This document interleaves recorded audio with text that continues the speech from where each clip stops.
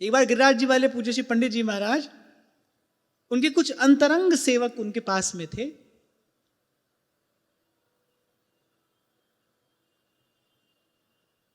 तो एक सेवक ने पूछा, भगवत प्राप्त महापुरुष का क्या लक्षण है?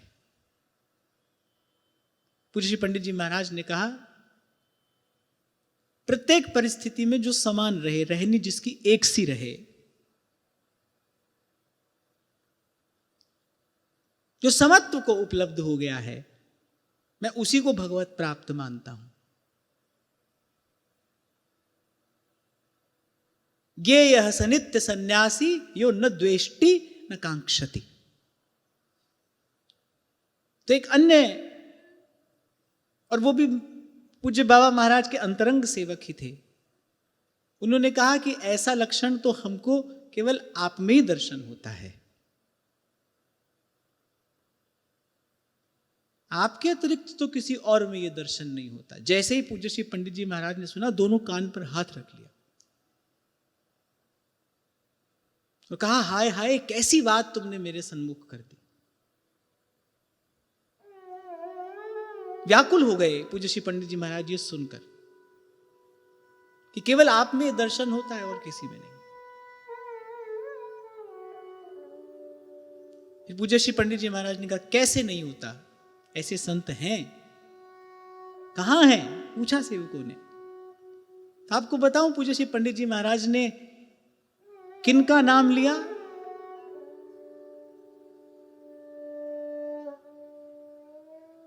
परम श्रद्धेय प्रातः स्मरणीय श्री मलुक पीठ वाले महाराज जी की जो सदगुरुदेव हैं, श्री गणेश दास भक्तमाली जी महाराज, उन्होंने कहा वो भगवत प्राप्त महापुरुष हैं। और पूज्य श्री पंडित जी महाराज ने कहा, काम ठोस है, दरबार सच्चा है, दिखावा नहीं है। ये पूज्य श्री पंडित जी महाराज का वाक्य है पूज्य श्री भक्तमाली जी महाराज के प्रति।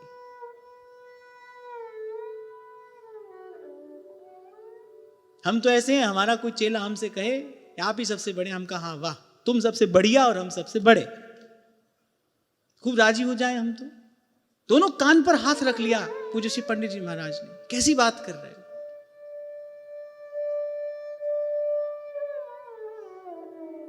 अपनी प्रशंसा किसी भी प्रकार से कम भक्त तो स्वीकार नहीं कर सकता। पूजा तो बहुत ही दूर की बात है, वो तो असंभव है।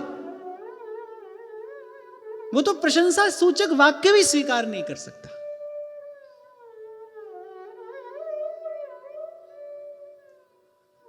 कुछ ऐसे लक्षण हैं भक्ति के जिनसे पहचाना जाता है, जिनके प्रकट होने पर यह जाना जाता है कि हां दरबार सच्चा है, काम ठोस है और दिखावा नहीं है।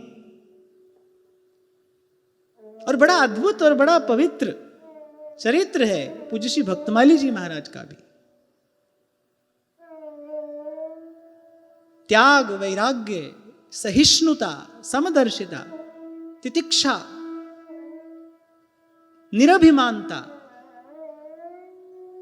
सर्वत्र भगवत भाव, प्राणी मात्र में भगवान का दर्शन करना, ऐसे दिव्याति दिव्य अलौकिक गुणों से अलंकृत, विभूषित, सुशोभित रहा श्री भक्तमाली जी महाराज का जीवन भी। और मुझे तो ऐसा लगता है कि